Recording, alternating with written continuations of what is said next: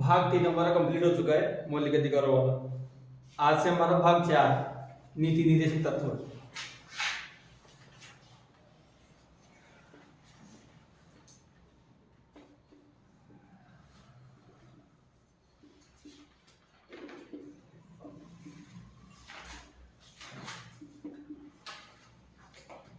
जो हमारी यूनिट है या जो हमारा टॉपिक है वो क्या है?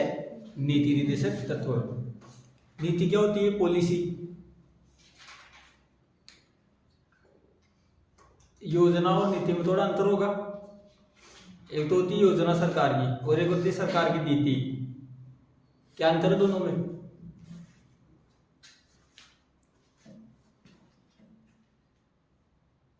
है क्या अंतर कुछ? जैसे एक योजना चलती पालनार योजना, सुना नाम पालनार योजना?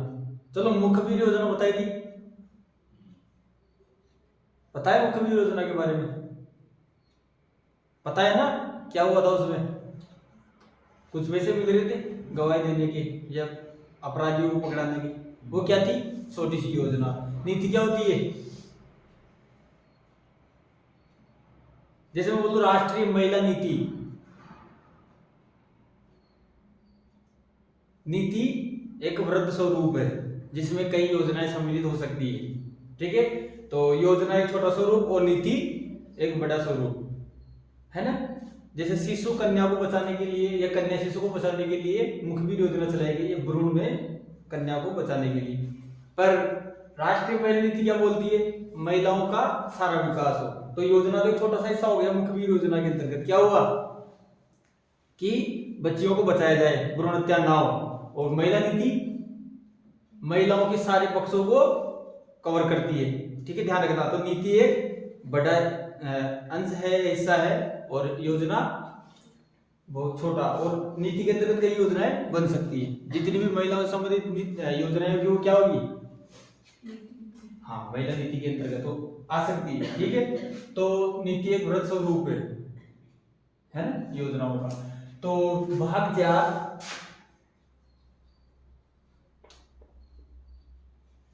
भाग 3 में क्या था? मौलिक अधिकार। भाग 4 में क्या है? नीति निर्देशक तत्व। ठीक है, अनुच्छेद 36 से लेके 51 तक। ठीक है, अच्छा हमने मौलिक अधिकारों में देखा था क्या अंतर है दोनों में? थोड़ा अंतर है क्या? पहली चीज है प्रवर्तन के आधार पर।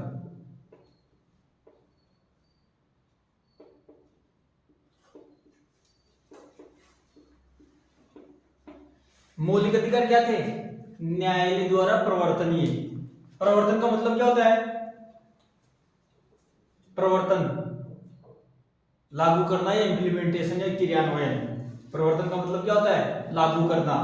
तो मौलिक अधिकार किसके द्वारा लागू किए जा रहे थे? हाँ, अगर उनका उल्लंघन हो रहा तो बीच में कौन आता था? न्यायालय। यहाँ इनका उल्लंघन हो रहा तो आता है कि न्यायालय? नहीं, इनके प्रवर्तन में न्यायालय का कोई हस्तक्षेप नहीं होता है और न्यायालय इनका उल्लंघन होने पर कभी बीच में नहीं आता है। जबकि मौलिक अधिकार में क्या हो रहा था? देखे थे ना हमने सावधानी उत्तर्व अधिकार, उसके अंतर्गत क्या हो रहा था? न्यायालय कूद पड़ रहा था, 5 प्रकार क्या लगा रहा था? रिटर्न लगा रहा था। यहाँ पे नहीं लग सकती। ठीक है, प्रकृति की बात करें, प्रकृति कैसी है इसकी? सकारात्मक। कैसी है? नीति निर्देशक तत्वों की प्रकृति कैसी है?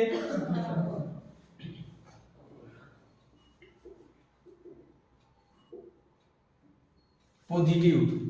राज्य ये करेगा, राज्य वो करेगा, राज्य ऐसा करेगा, राज्य वैसा करेगा। जबकि मौलिक अधिकार क्या बोल रहे थे? राज्य ये नहीं करेगा, भेदभाव नहीं करेगा, है ना, ये करने नहीं देगा। ठीक है, धर्म के आधार पर विभेद नहीं करेगा, विभिन्न प्रकार की समानता समानता नहीं करेगा। जबकि यहाँ पे क्या है? राज्य ये करेगा, वो करेगा। निर्देश देना, क्या कर रहा हूं मैं? है ना? हाँ, तो राज्य को देता ही है निर्देश। कैसे? सकारात्मक। ये करना पड़ेगा, वो करना पड़ेगा। ठीक है, नीति निर्देशक तत्व है किस देश से प्रेरित है? आयरलैंड के संविधान से। किस देश से?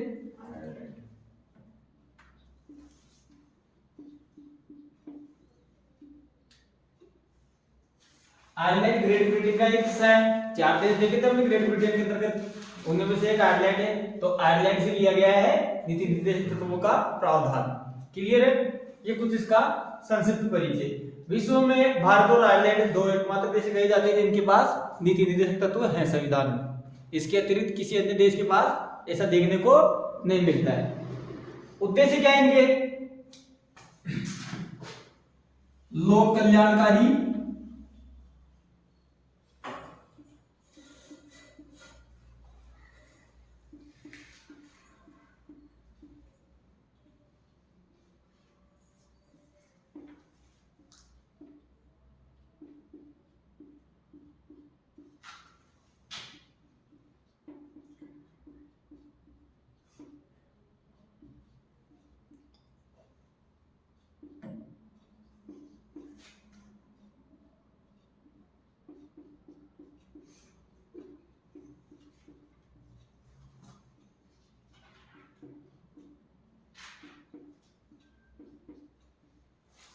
उद्देश्य क्या है नीति निर्देशक तत्वों का?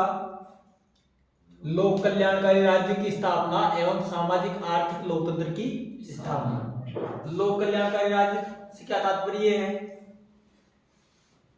कल्याण यानी भला होना, लोक यानी लोकतंत्र, जनता, जनता का कल्याण होना है, भला होना, वैसे राज्य की स्थापना करनी है। देखो कुछ कुछ समाजवादी राज्य की झलक हमें देखने को मिल रही है। यहाँ पे समाजवादी व्यवस्था में क्या था? हाँ, असमानता दूर की जाए, आर्थिक और सामाजिक रूप से सभी क्या हो, करीब करीब समान हो, है ना? हाँ, समाजवादी व्यवस्था में ये था ना, हमने देखा था साम्यवाद और समाजवाद, अंतर है ना उनमें थोड़ा। को लोकतंत्र बिल्कुल उनसे अलग है, पूंजीवाद व्यवस्था और भी अलग है। यहाँ पे किसकी बात की गई है? समानता की, ठीक है, या फिर लोक कल्याणकारी राज्य की। ये है हमारे नीति निर्देशक तत्व, ठीक है। न्यायालय द्वारा प्रवर्तनीय है ये? नहीं, न्यायालय द्वारा लागू नहीं की जा सकती। इसके अलावा प्रकृति कैसी है? सकारात्मक। अच्छा, राज्य के कैसे कर्तव्य होंगे? नकारात्मक या सकारात्मक? मौलिक अधिकार क्या थे? नकारात्मक। क्यों? क्योंकि वहां नहीं नहीं बोला जाता, यहाँ पे ये करना है, ये करना है, ठीक है, ये अंतर है। उद्देश्य क्या है? लोक कल्याणकारी राज्य की स्थापना और ठीक है, सामाजिक एवं आर्थिक लोकतंत्र। सामाजिक से मतलब क्या है? सामाजिक दृष्टि से कोई पिछड़ा ना रहे, समाज का प्रत्येक व्यक्ति समान रहे, ये बोलता है नीति निर्देशक तत्व। और आर्थिक लोकतंत्र से क्या तात्पर्य है? आर्थिक रूप से भी प्रत्येक व्यक्ति हाँ समान रहे और समतावान रहे, ये इसके उद्देश्य होते हैं, ठीक है। तो ये उसका कुछ बेसिक परिचय। किस देश से लिया गया है? आयरलैंड से, ठीक। आयरलैंड से लिया गया है। तो भारत और आयरलैंड दो ऐसे देश हैं जिनके संविधान में नीति निर्देशक तत्व हैं। इसके अतिरिक्त और किसी देश के संविधान में नहीं देखने को मिलते। क्लियर?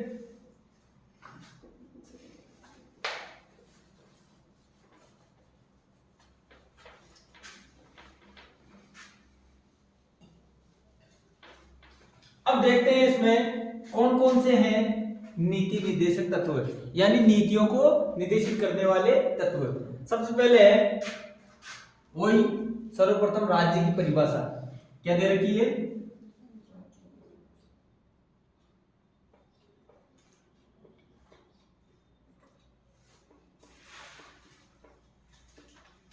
राज्य की परिभाषा देखी थी हमने 13 में या 12 में? 12 में देखी थी। क्या थी? केंद्रीय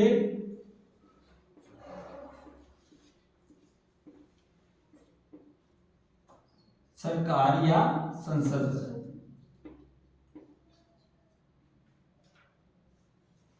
फिर राज्य सरकार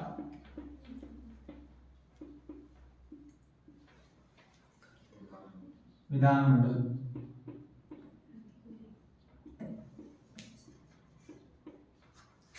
फिर प्राधिकार किसे बोलते हैं? हाँ, विधि, उपविधि, नियम, अधिसूचना आदि जारी करने का जिसे अधिकार होता है या अधिकार प्राप्त होता है उसे क्या बोलते हैं? और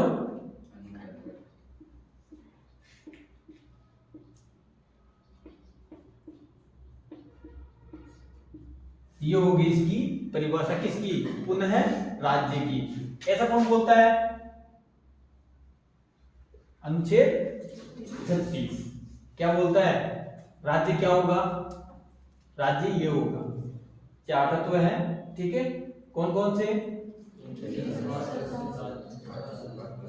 हाँ, इस प्रकार से संसद क्या होती है? लोकसभा, राज्यसभा और राष्ट्रपति। विधानमंडल,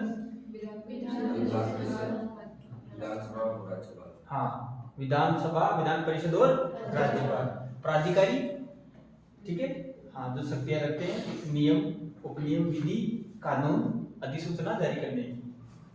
इसके बाद में क्या अभी हमने स्टार्टिंग में देखा था, क्या नीति निर्देशक तत्व, क्या नीति निर्देशक तत्व न्यायालय द्वारा प्रवर्तनीय है? नहीं, ठीक है। तो नीति निर्देशक तत्व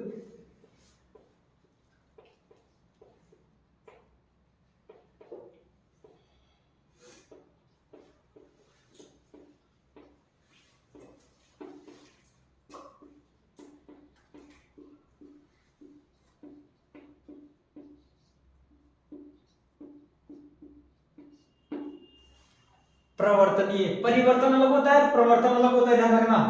परिवर्तन चेंज होता है और प्रवर्तन इम्प्लीमेंटेशन, क्रियान्वयन। परिवर्तन क्या होता है? बदलाव, और प्रवर्तन क्रियान्वयन। मैं बोलूं, अच्छा, तुमने एक शब्द सुना होगा हिस्ट्री में, प्राचीन भारत के इतिहास में, धर्म चक्र प्रवर्तन, महाविनिष्क्रमण, धर्म चक्र प्रवर्तन, महापरिनिर्वाण। सुने थे क्या गौतम बुद्ध से संबंधित शब्द?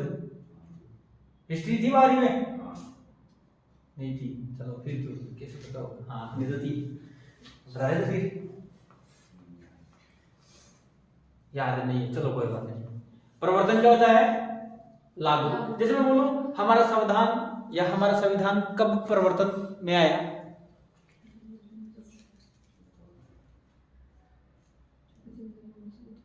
26 जनवरी 1950 को, ठीक है। तो प्रवर्तन यानी लागू होना।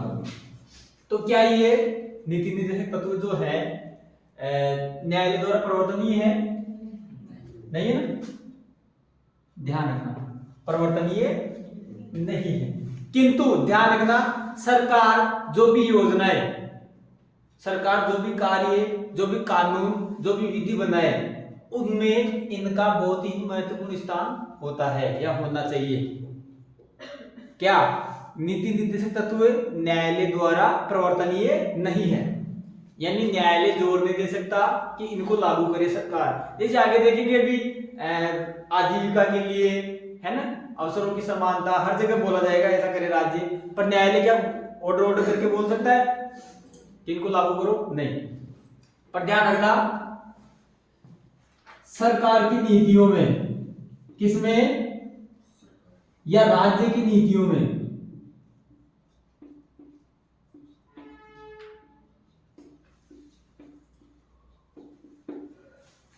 नीति निर्देशक तत्व का महत्वपूर्ण स्थान होता है।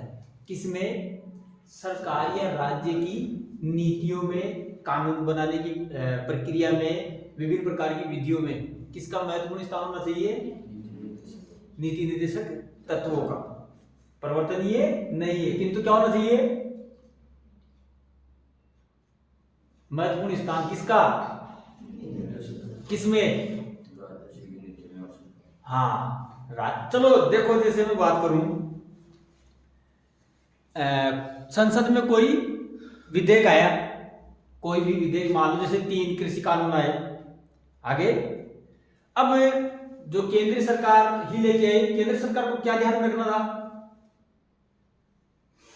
नीति निर्देशक तत्व क्या क्या बोल रहे हैं, आगे देखेंगे, परिचय हो जाएगा अभी क्या क्या बोल रहे हैं। अभी तो केवल कुछ बेसिक में क्या होता है, क्यों होता है, कैसे होता है, कहाँ होता है, बाद में देखेंगे क्या क्या चीजें होती है इसमें।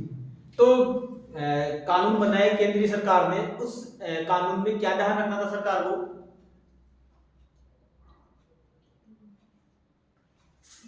इन सारे के सारे नीति निर्देशक तत्वों का कैसे होना चाहिए वो?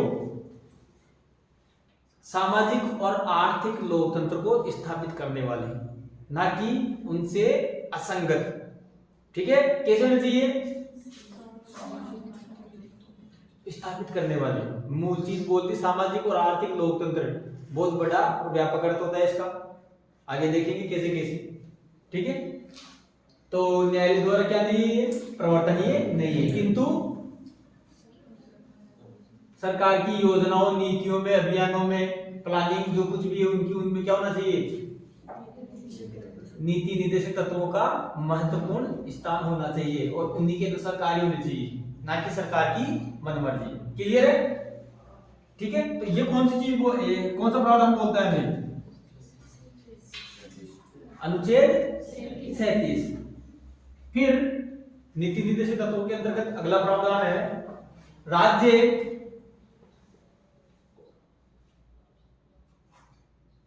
ऐसी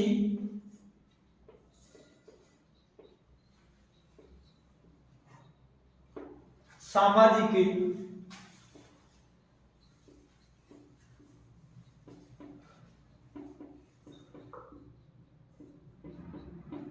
बनाएगा।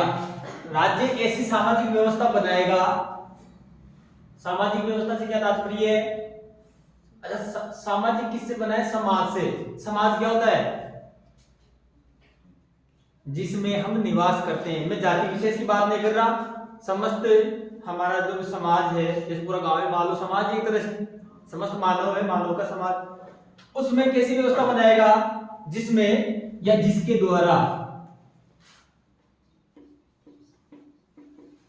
प्रतिष्ठा, आय, अवसर एवं सुविधा की समानता आए। समाज में क्या क्या चीजें है? प्रत्येक व्यक्ति के पास प्रतिष्ठा यानी उसकी डिग्निटी या इज्जत, ठीक है, कायम रहे। आय, इनकम, रेवेन्यू जो भी हमारी कमाई है वो बढ़िया। अवसर, ओकेजन्स, ठीक है। अवसर, अवसर से क्या तात्पर्य है?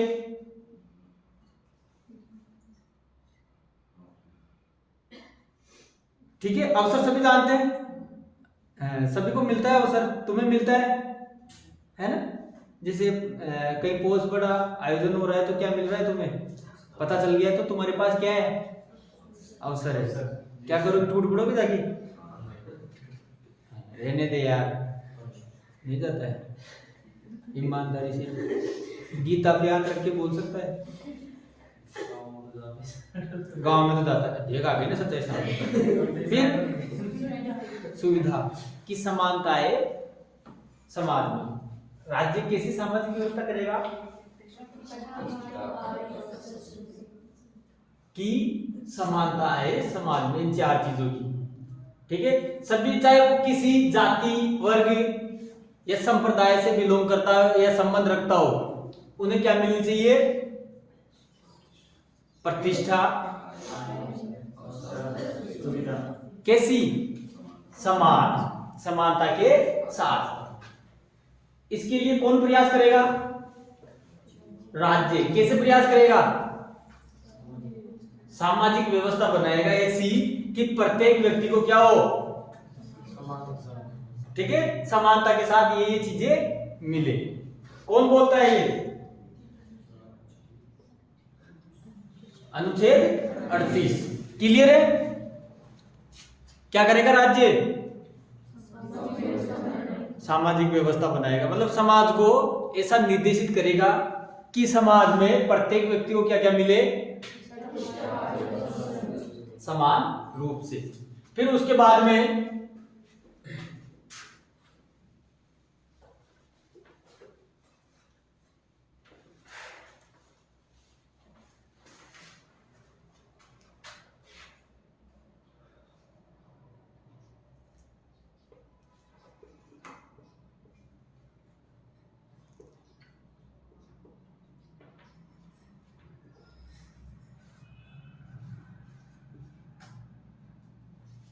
मोटी नींबू वाला कहाँ गया मार्कर?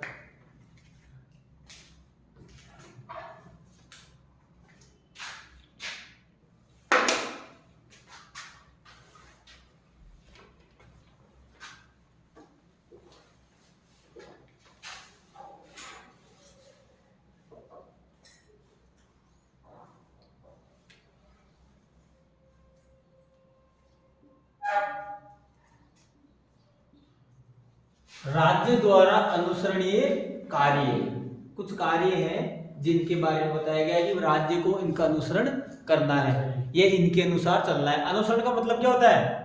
अनुगमन, अनुसरण, है ना? क्या होता है इनका मतलब? फॉलो करना, पीछे पीछे चलना। कौन चलेगा? राज्य। किसके आगे आएगी ये चीज? किस किस के पीछे चलेगा राज्य? ये हम आगे देखेंगे। तो अनुसरण का मतलब क्या है? पीछे पीछे चलना। कौन चलेगा पीछे पीछे? किनके?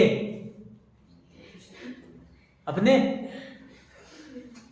अब अभी आने वाले हैं जिनके पीछे चलना है राज्य को। कैसे?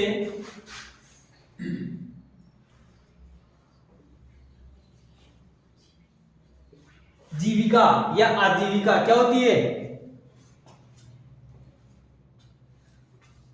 अरे हमारे पिताजी कमाते हैं। कमाते हैं क्या? पिताजी कमाते हैं, खुद तो नहीं जाते हो ना।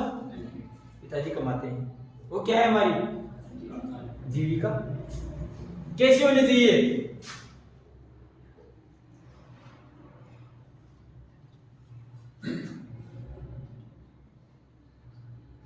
महिला और पुरुष दोनों को जीविका के साधन या स्रोत प्राप्त हो। पहला तत्व तो क्या है? महिला और पुरुष को जीविका के साधन प्राप्त हो समान रूप से, ठीक है? जीविका के स्रोत। क्लियर है? उसके बाद में देश के या राज्य के जितने भी आर्थिक संसाधन या इसके अतिरिक्त अन्य प्रकार के संसाधन है। संसाधन क्या होते हैं?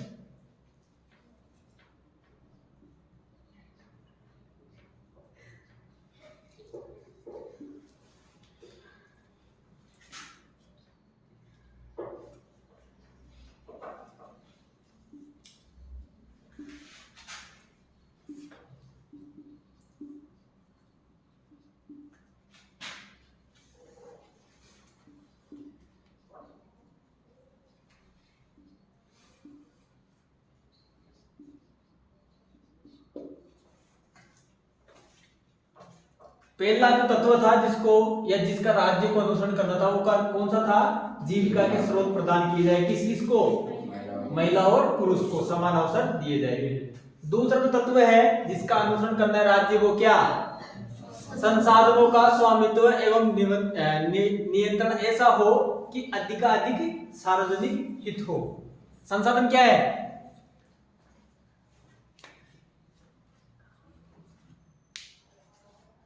भाई सबसे पहले तो जीविका यानी हमारी जो कमाई का स्रोत है, महिला और पुरुष को समान।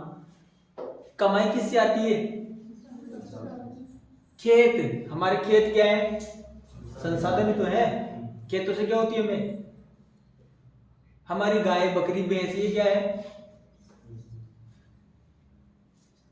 हमारे पिताजी ट्रैक्टर चलाते हैं, है ना?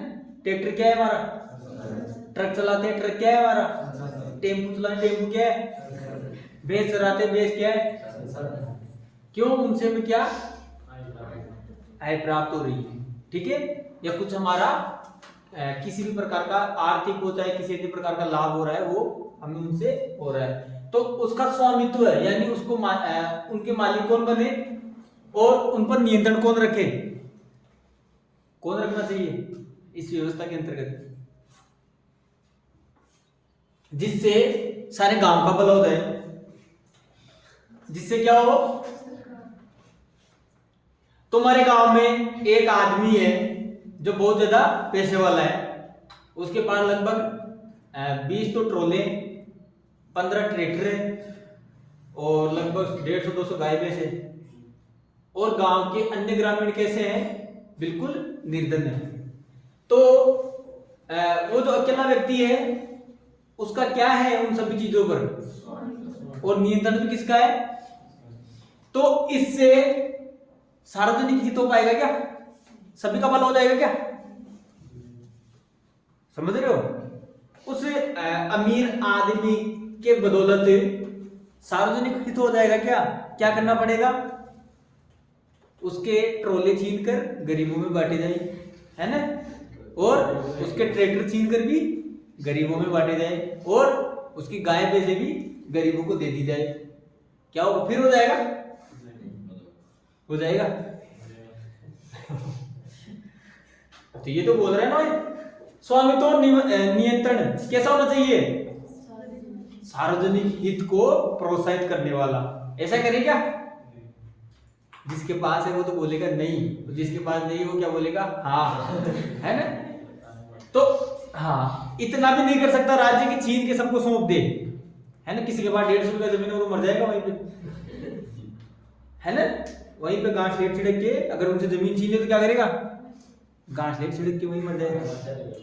हाँ, तो राज्य ऐसा भी नहीं कर सकता, पर राज्य प्रयास करेगा अपने जो सरकारी संसाधन है उनका जो स्वामित्व है और नियंत्रण है वो ऐसा करे कि सारे गांव का भला हो जाए, या सबका, गांव से तात्पर्य मैं देश को और गांव को अलग अलग जगह रख रहा हूँ। देश बहुत बड़ी चीज है और गांव छोटा सा चीज है, पर गांव के परिप्रेक्ष्य में हम समझ रहे हैं देश में वो स्थिति होगी। देश में कुछ अमीर आदमी जैसे अंबानी अडानी ये है, इनके पैसे छीन के दे दी जाए गरीबों में, दे दे, नहीं देंगे, है छीन ले, है ना, नहीं छीने तो सही है ना, नहीं छीन सकते भाई, उसने अपनी मेहनत से बनाया है, क्यों छीने। तो साम्यवादी व्यवस्था तो ये बोलती है ना, प्राइवेट कुछ नहीं होना चाहिए, निजी किसी के पास कुछ नहीं, ट्रैक्टर तो सारे गांव को दे दो, एक भी ट्रैक्टर तो क्या सारे गांव को दे दो, है जैसे तो कोई बात नहीं। हाँ, तो केवल सरकारी संसाधनों पे या सार्वजनिक संसाधन है उनका स्वामित्व नियंत्रण ऐसा करे राज्य की सार्वजनिक हित हो। इसके अतिरिक्त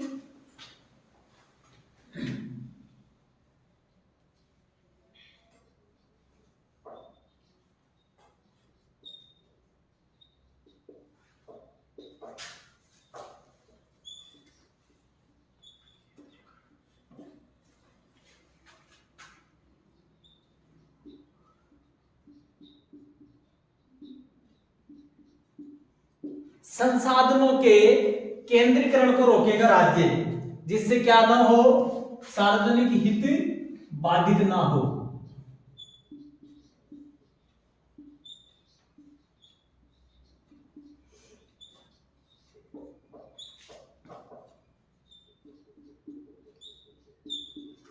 क्या करेगा राज्य, वही बात, गांव का सबसे अमीर आदमी है, 20 ट्रोले 15 ट्रैक्टर 150-200 गाय भैंसे, ये क्या हो गया है, संसाधनों का केंद्रीकरण, वापस वही बात हो रहा है। तो क्या करें, छीन कर बांट दे, चले भाई, समाजवादी है ना, लोकतांत्रिक देश। अच्छा, समाजवादी के साथ साथ लोकतांत्रिक भी है, इसलिए कंट्रोल है थोड़ा, नहीं तो केवल साम्यवादी और समाजवादी व्यवस्था थी तो हाँ गड़बड़ हो सकती थी। ठीक है, तो केंद्रीकरण को रोकेगा कौन, राज्य, जिससे क्या न हो, यानी लोगों का जो कल्याण है वह रुके नहीं या बाधित ना हो, ऐसी व्यवस्था कौन करेगा, राज्य। इसके अलावा इसी के अंतर्गत देख रहे हैं राज्य द्वारा अनुसरणीय कार्य या कर्तव्य। ठीक है, इसके अलावा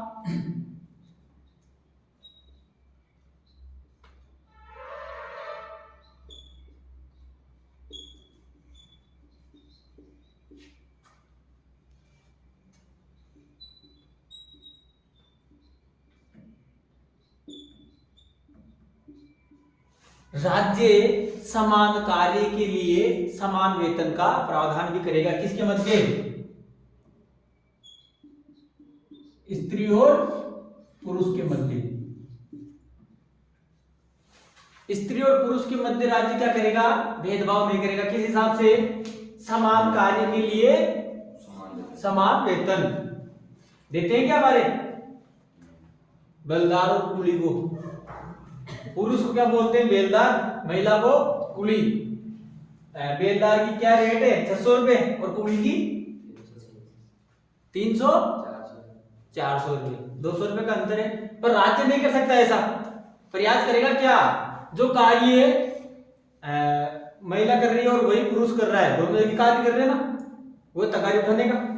ठीक है, तो काम है कि तो वेतन भी कैसा होना चाहिए, वो 600 इसको तो वही 600 इसको। देखना जितने भी सरकारी पद हैं उनमें ये नहीं देखा जाता मार साहब है या मास्टरनी है ना, मैडम है या सर है, दोनों के वेतन क्या होते हैं समान होते हैं।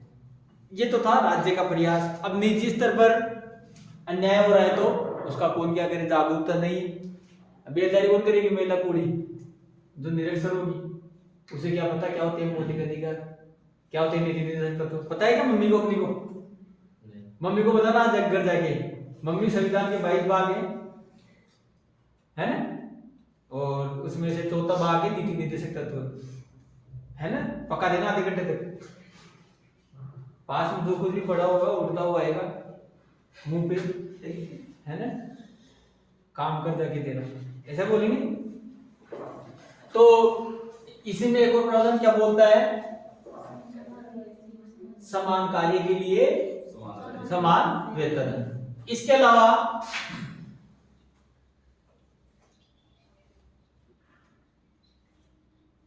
श्रमिक महिला पुरुष यानी मजदूर महिला और पुरुष के स्वास्थ्य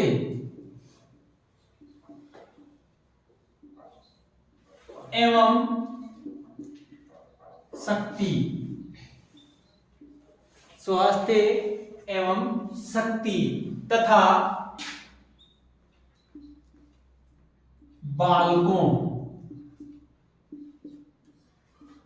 की सुकुमार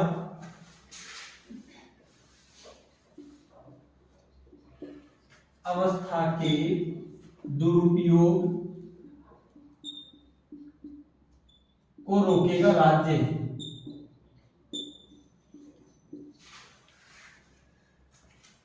स्वास्थ्य यानी हेल्थ, अभी स्वास्थ्य है क्या सभी, बस थोड़ी सी जुकाम लगी हुई है ना, नाकों से कुछ तरल पदार्थ निकल रहा है, बस और तो कोई समस्या नहीं होता है कुछ ही है ना, तो स्वास्थ्य हाँ बढ़िया जी, तो वो तो हो गया हमारा स्वास्थ्य। और शक्ति पावर स्ट्रेंथ, ठीक है हाँ, शक्ति वही है, कोई दिक्कत नहीं है, सब में होती है अपने अपनी सामर्थ्य अनुसार, शारीरिक क्षमता के अनुसार। तो स्वास्थ्य एवं शक्ति तथा बालकों की सुकुमार अवस्था के दुरुपयोग को रोकेगा। सुकुमार अवस्था से क्या तात्पर्य है, ऐसे मान सकते हैं किशोर अवस्था, अभी तुम हो सभी किशोर अवस्था में ही हो ना, वृद्धावस्था पेंशन तो नहीं मिल रही ना किसी को, सभी क्या हो सुकुमार अवस्था में, तुम्हारे अंदर अनंत संभावना छिपी हुई है, ऐसा मान सकते हैं। वो तो 5-7 साल बाद पता चल जाएगा या 2-4 साल बाद पता चल जाएगा कितनी संभावना है। अभी क्या है, युवा ही हो ना, है ना, बालक ही हो, तो तुम्हारी सुकुमार अवस्था है, संभावना क्या है तुममें अनंत। इस संभावना के दुरुपयोग को रोकना। इसके अतिरिक्त महिला पुरुष के स्वास्थ्य उठा ले, भावनाओं में गई क्या, शक्ति स्वास्थ्य का परिचय हो गया स्वयं से, अपनी क्षमताओं को पहचान गई इतनी जल्दी, कोई बात नहीं। क्या किस किस का स्वास्थ्य और शक्ति, श्रमिक महिला और पुरुष के स्वास्थ्य तथा शक्ति और बालकों की सुकुमार अवस्था के दुरुपयोग को रोकेगा कौन, राज्य। कौन रोकेगा, राज्य। सुकुमार अवस्था से क्या तात्पर्य है, किशोर अवस्था या जो भी हाँ नवयुवक होते हैं, नवयुवतियां, तुम हो ना हाँ, तो इसी के दुरुपयोग को रोकेगा। इसके अतिरिक्त एक प्रावधान और है, चलो कोई बात नहीं, देख लेंगे लास्ट में। ये कौन बोलता है? अनुच्छेद 39। एक और बच रहा है, थोड़ी जगह कमी है, अभी लास्ट में लिख लेंगे। वापस रिपीट कर लेते मिटाने से पहले। सबसे पहले नीति निर्देशक तत्व किस देश से या किस भाग में है? किस भाग में? भाग 4। किस देश से प्रेरित है? प्रकृति कैसी है इनकी? सकारात्मक। ठीक है। क्या न्यायालय द्वारा प्रवर्तनीय है? ठीक है। ये उसका कुछ बेसिक परिचय। किन विश्व के किन 2 देशों के संविधान में इनका उल्लेख? भारत और आइसलैंड। फिर उसके बाद में 36 से 51, अनुच्छेद 36 से लेके अनुच्छेद 51 तक इनका प्रावधान मिलता है। सबसे पहले 36 में राज्य की परिभाषा। राज्य की परिभाषा हमने भाग 3 में अनुच्छेद 12 में देखा था, वही परिभाषा यहाँ भी दी गई है। क्या है? राज्य सरकार, सॉरी, संसद और केंद्रीय सरकार।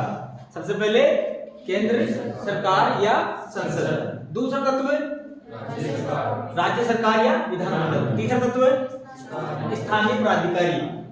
और चौथा तत्व, ये सब मिलकर क्या बनाएंगे? राज्य। इन सभी को क्या करना पड़ेगा?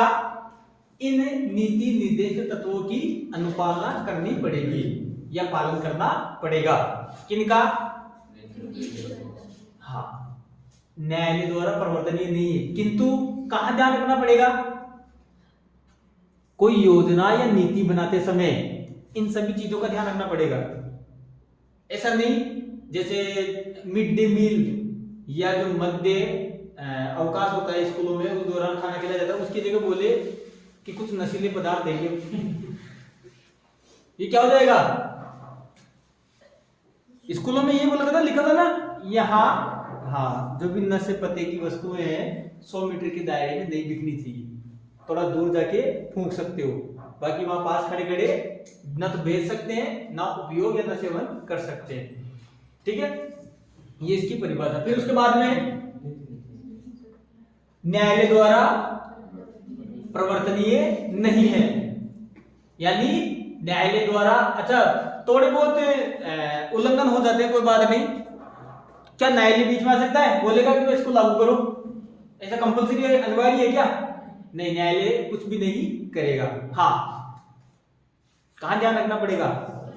सरकार और राज्य को अपनी नीति बनाते समय या कोई कानून बनाते समय इन तत्वों को दिमाग में या मस्तिष्क में रखना पड़ेगा। किनको? नीति निर्देशक तत्वों को। तो महत्वपूर्ण है ये भी भाई। प्रवर्तनीय नहीं है न्यायालय द्वारा, मतलब फोर्सफुली लागू नहीं किए जा सकते या जबरन लागू नहीं किए जा सकते। पर राज्य क्या करेगा या सरकार क्या करेगी? हाँ, कानून या कोई नीति या कोई नियम बनाते समय इन तत्वों को दिमाग में रखेगी कि इनके अनुसार चलना है। बोला ना, या तो लिख दिया सुकुमार अवस्था का दुरुपयोग नहीं होना चाहिए, ठीक है, स्वास्थ्य एवं शक्ति का भी दुरुपयोग नहीं होना चाहिए, किनकी? महिला पुरुष। पर बना दे कोई खनन अधिनियम जिसमें बोले हुए 24 घंटे काम करने या 20 घंटे काम करने मजदूरों को। ये क्या हो रहा है? उनके स्वास्थ्य के साथ खिलवाड़ हो रहा है। तो राज्य क्या करेगा? 16 घंटे या 20 घंटे नहीं भाई, मात्र 8 घंटे। क्यों? नीति निर्देशक तत्व दिमाग में आ गए। इन्हीं क्या अंदर पता ना, कानून जो भी नीति बनानी इनको दिमाग में रखना पड़ेगा। समझ रहे हो? फिर उसके बाद में राज्य ऐसी सामाजिक व्यवस्था बनाएगा जिसमें क्या हो? प्रतिष्ठा, आय, अवसर और सुविधाओं की समानता हो। ठीक है, प्रतिष्ठा हमारा अभिमान, ठीक है, अहंकार नहीं, हमारा अभिमान, प्राइड या प्राउड बोलते हैं ना, हाँ। और एक ईगो, अहंकार, ठीक है, और दोनों में अंतर है, अभिमान और अहंकार। तो हमारी प्रतिष्ठा, मान, आदर, इज्जत, आबरू, ये क्या संतुलित रहनी चाहिए।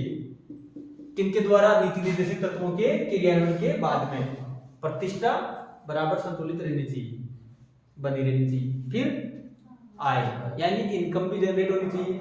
आय, हमारी जो आजीविका वो क्या है? हमारी आय वो कैसी होनी चाहिए? बनी रहनी चाहिए। ठीक है। फिर अवसर, सभी नागरिकों को या समाज के प्रत्येक व्यक्ति को या तत्वों को अवसर मिलनी चाहिए, इनमें समानता नहीं होनी चाहिए, और सुविधा, सुविधा तो सभी जानते हो ना, जयपुर में जाते हो लिखे हो रहता है सुविधाएं सभी को समान रूप से मिलती है। तेरे को नहीं मिली कभी? किसने रोका? अब यार तू ना चाहे नहीं है, तेरी गलती है ना? ना है तो मिले ना सुविधा, जबरदस्ती पकड़ के थोड़ी नहीं लाएंगे, ठीक है। ये उसके अलावा ऊपर ही ऊपर राज्य द्वारा अनुसरणीय कार्य क्या क्या है? जीविका यानी हमारे आय के स्रोत, किस किस को? ठीक है, महिला और पुरुष को मिले। फिर संसाधन क्या है? सम प्लस साधन, संसाधन जो भी हमारी कमाई के जरिए हैं या कमाई के साधन है वो क्या है? संसाधन है, जिनसे हम गुजर बसर करते हैं। वो कैसे हो? उनका स्वामित्व और नियंत्रण कैसा हो? है ना? हाँ, अगर स्वामित्व एकल व्यक्ति के पास है, अकेले व्यक्ति के पास है, और नियंत्रण भी उसी के पास है, तो सार्वजनिक हित हो पाएगा? ठीक है, नहीं हो पाएगा। जैसे सरकारी विद्यालय है हमारे गांव में, उस पर स्वामित्व और नियंत्रण किसका है? सरकार का। मान लो किसी निजी व्यक्ति ने उस पर कर लिया स्वामित्व और नियंत्रण, तो क्या सार्वजनिक हित हो पाएगा? वो 15-15, 20-20 हजार की फीस लेगा। अब जहां हम 250-300 रुपए में पढ़ रहे थे साल के, अब क्या लगेंगे? 15-20 हजार। ठीक है, तो स्वामित्व नियंत्रण कैसा हो? राज्य का। ऐसा हो कि सार्वजनिक हो पाए। फिर केंद्रीकरण का मतलब एक केंद्र दे दिया और उसी के आसपास सारे संसाधन इकट्ठे हो गए, ये अवस्था क्या कहलाती है? केंद्रीकरण। तो ऐसा होना चाहिए जैसे ये व्यक्ति है और सारे संसाधन इसी के आजू बाजू आके, इसी के पास आकर एकत्रित हो जाए, ये अवस्था क्या कहलाती है? केंद्रीकरण की अवस्था। तो इस अवस्था से क्या होगा? अरे भाई, अकेले गांव में पूरा संसाधन जितने भी उनको कौन ले लेता है? एक आदमी, तो क्या होगा? बाकी गांव वालों को भला हो पाएगा? नहीं हो पाएगा। तो राज्य को क्या करना चाहिए? इस केंद्रीकरण को रोकना चाहिए।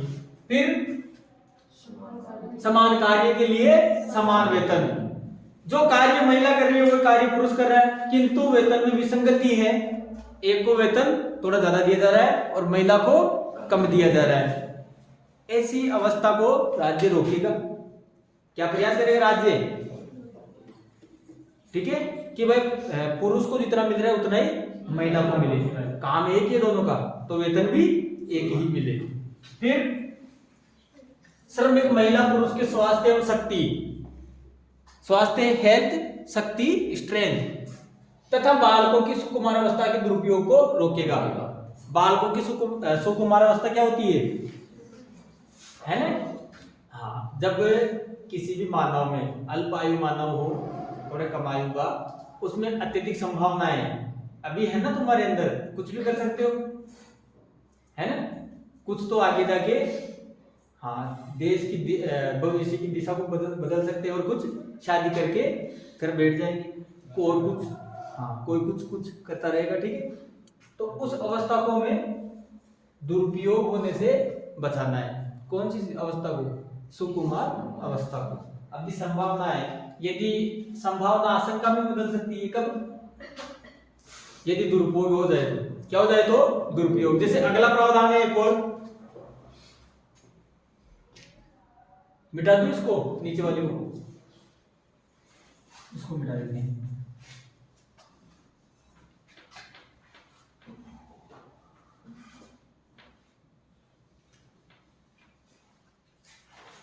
जैसे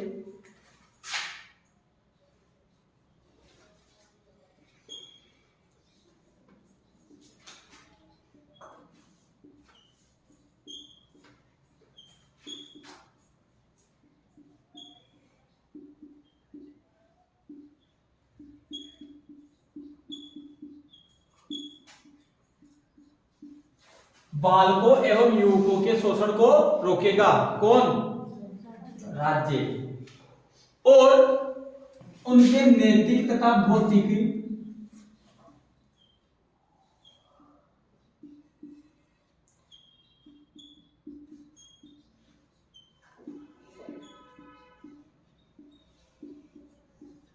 परित्याग को भी रोकेगा।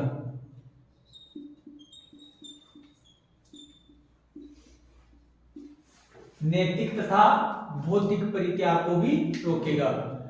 युवकों को शोषण को रोकेगा। शोषण मतलब क्या होता है? एक्सप्लॉयटेशन। शोषण क्या होता है? शोषण से क्या समझते हो?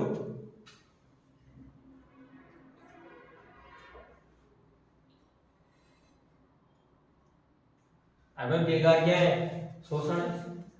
अच्छा, ये शोषण किसी प्रकार का हो सकता है, मानसिक भी हो सकता है, शारीरिक भी हो सकता है, आर्थिक भी हो सकता है, सामाजिक भी हो सकता है, धार्मिक भी हो सकता है। किसी प्रकार का शोषण हो सकता है। उसको क्या करेगा? राज्य रोकेगा, विशेषकर बालकों एवं युवकों के संदर्भ में, ताकि क्या न हो?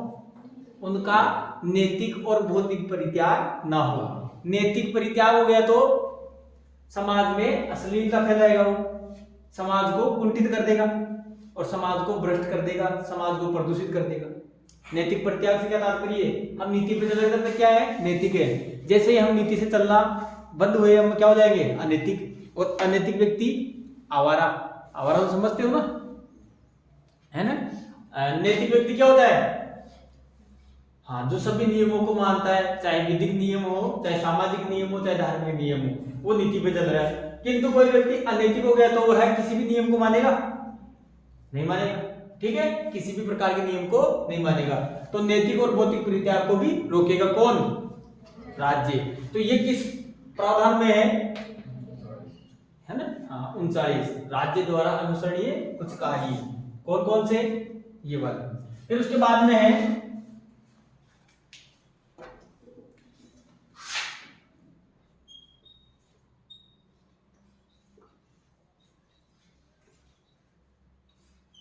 ग्राम पंचायतों का गठन। किसका गठन? ग्राम पंचायत। सभी जानते हैं ग्राम पंचायत से आते हैं। कौन लड़ता है यहाँ पे चुनाव? सरपंच, है ना? सरपंच नया हो गया, एमएलए हो गया गांव का, है ना? सरपंच बनते सबसे पहले क्या आती है? बढ़िया सी 4 व्हीलर। कोई है क्या तुम में से किसी का सरपंच? रिश्तेदार तो नहीं है ना? कोई घर वाले हो, कहीं पे बोल दो, गाँव में भेजो तुम। अरे सभी देखते हैं सरपंच साहब कैसे होते हैं गांव के? सबसे प्रसिद्ध व्यक्ति, सर्वप्रमुख व्यक्ति, है ना? हाँ। तो ग्राम पंचायतों का गठन और उन्हें सशक्त करने का प्रयास करेगा राज्य। क्या लाभ है इससे? ग्राम पंचायत के गठन से क्या लाभ है समाज को या सामाजिक व्यवस्था को?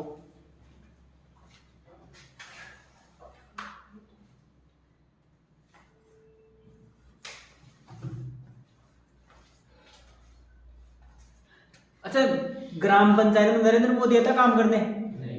या सो गहलोत? कौन आता है? सरपंच। सरपंच अकेला करता रहता है बेटा बेटा दिन भर? तो ठेकेदार भी? ठेकेदार चुनाव लड़ता है क्या? अरे भाई, सरपंच और वार्ड पंच,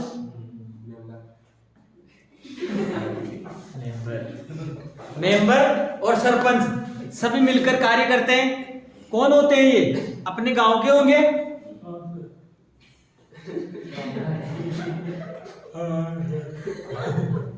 अरे चाय होगा नहीं?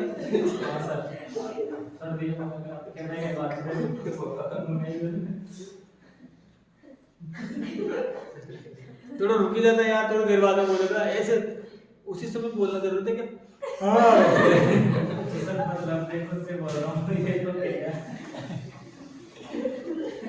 थोड़ा प्रतीक्षा कर लिया जाए। प्रतीक्षा कोई आपातकालीन परिस्थिति तो उत्पन्न हो रही है।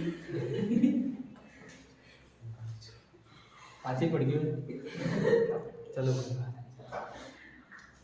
ग्राम पंचायतों का गठन। तो सारे लोग कौन होंगे ग्राम पंचायतों में? शासन को संभालने वाले हमारे गांव की, और हमारे गांव के होंगे तो गांव की समस्याओं को अच्छे से समझेंगे। गांव के तो गांव की समस्या को अच्छे से समझेंगे और उन समस्याओं का निराकरण भी कैसे करेंगे? अच्छे प्रकार से। शासन को भी अच्छे प्रकार से चलाएंगे। इसीलिए अच्छा, वर्तमान समय में नीति निर्देशक तत्वों में बोला गया है क्या कि ग्राम पंचायतों का गठन करेगा। वर्तमान समय में क्या है? ग्राम पंचायतें या पंचायती व्यवस्था है उसको संवैधानिक दर्जा मिल चुका है 73वें और 74वें संविधान संशोधन द्वारा, है ना। हाँ, तो नीति निर्देशित तत्वों की धीरे धीरे पालना की जा रही है। जैसे जैसे हमारी आर्थिक सक्षमता बढ़ती जा रही है भारत की, वैसे वैसे हम समस्त नीति निर्देशित तत्वों की अनुपालना करते जा रहे हैं। जैसे 30-40 साल पहले तक रोटी नहीं खिलाते थे स्कूल में, लंच में खाना नहीं खिलाते थे, चावल भी नहीं खिलाते, कुछ नहीं बांटते थे, ठीक है, पढ़ना है तो पढ़ लो ना जाओ। अभी खिलाने लग गए, तो कई प्रकार के नीति निर्देशित तत्वों की अनुपालना अपने आप ही स्वतः ही होने लग गई, ठीक है। इनमें से ग्राम पंचायत का गठन भी करने लगे सरकार और संवैधानिक दर्जा और दे दिया। आर्थिक रूप से और सक्षम बनाया जा रहा है इनको।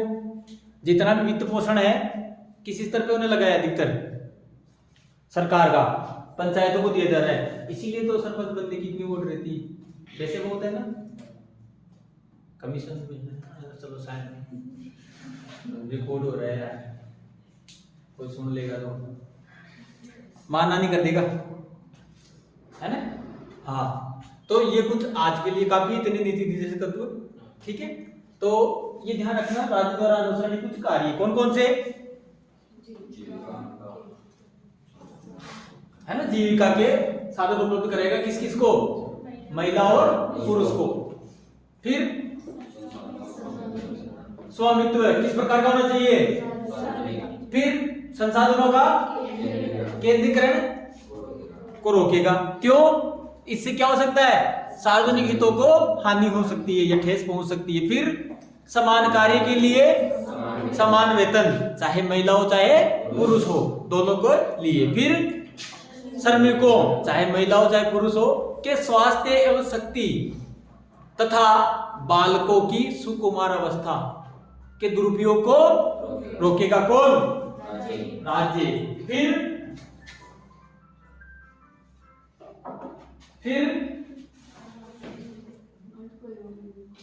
किसके शोषण को रोकेगा,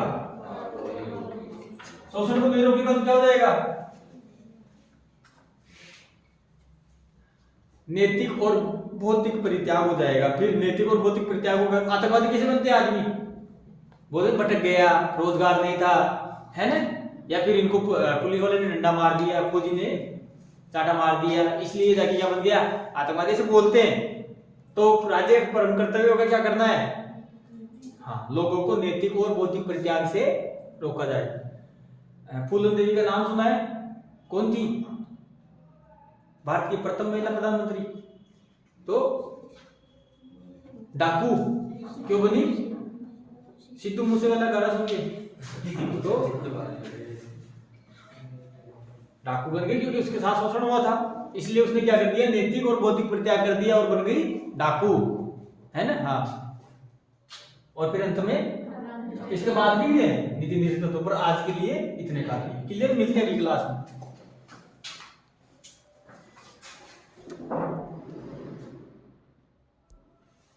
रुक गए क्या?